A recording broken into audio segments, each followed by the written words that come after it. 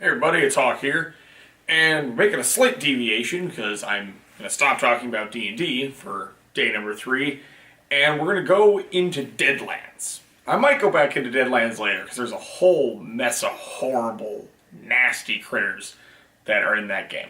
Now those of you who don't know what Deadlands is, it's an RPG that's set in the Wild West. It's a Weird West horror-ish game.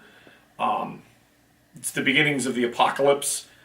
These creatures called the Reckoners have come back. They persist on fear, so they've created a whole manner of horrible monsters that cause people to be terrified. Now, I thought about talking about the Mojave Rattler. If you've ever seen Tremors, it's effectively a smart graboid. It's just this giant worm that lives underground. It's got a face full of tentacles, and they're semi-intelligent, or more intelligent. Their intelligence level is a little weird. Kind of hard to determine. But I figured at the end of the day, it really is just a giant worm with tentacles on its face. It's not super terrifying, other than the fact that it's really big.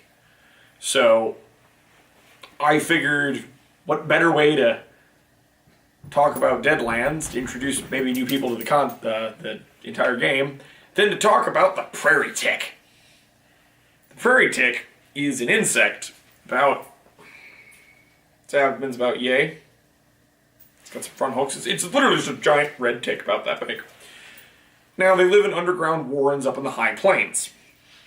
They are rumored to be controlled by a queen who's significantly larger. Now, the prairie tick is particularly nasty for one very simple reason. It doesn't latch onto the side of you and just feed on you that way. No, that's too simple. What it does is, when it senses a person walking, and it can detect an average-sized person at about 50 feet, a horse double that, and a wagon at quadruple that, so 100 yards for a wagon, it's a pretty big distance. And then this thing comes out of the ground, and then bounds off after it at top speed. Top speed, by the way, is about as fast as a normal person walks. To put it this way, in the case of Savage Worlds, a standard-sized person has pace 6. This thing has pace 6. This thing is as fast as a full-grown adult. It's insane. Now, when it gets near its target, what it does is it leaps at them, aiming for the mouth. When it gets near enough to your mouth, it sticks both its hooks in there, pries your mouth open, crawls on down, gets into your innards, and then proceeds to exsanguinate you from the inside, thus killing you. You'll be dead long before it's finally done. It will drain all the blood out of you, and when that happens, it bursts your rib cage, and either crawls out through the hole, or crawls out through your throat. Whichever way happens to be easiest. And then it goes back to the burrow where it then gives the blood to some of the blood to the queen, and the rest keeps for itself. This is horrifying because not only are prairie ticks just creepy on a visceral level. I mean, honestly, we humans don't like bugs to begin with. We find them creepy, odd-looking, rather alien. It crawls down your throat and kills you from the inside. Now, there's a whole mess of creatures that do that in D&D. I know Pathfinder, there's this, I can't remember the name, but it's this goofy little salamander thing that what it does is it crawls down your throat while you're sleeping and then it sits in your throat and just eats all the food you try to eat and you starve to death. It's pretty bad.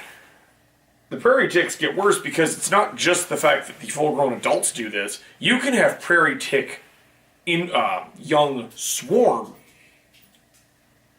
So they'll come out in a swarm if the queen is threatened. The queen's significantly larger, but if she's threatened, she'll release the swarm of the young, and they'll just suck the blood out of you from the outside, and then you'll keel over and as a horrible, bloody mess. It's very, very bad. Now, how do you deal with something like that?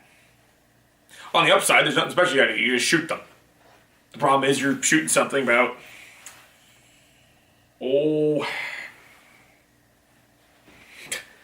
Yay. Do I have some more? Here. There. I have movement tray. There we go. That's about... It's actually smaller than that, but this is roughly... It's about the size of my hand. Look at that. Look how small that is. That's what you have to shoot, moving as fast as a full-grown adult human. That's hard.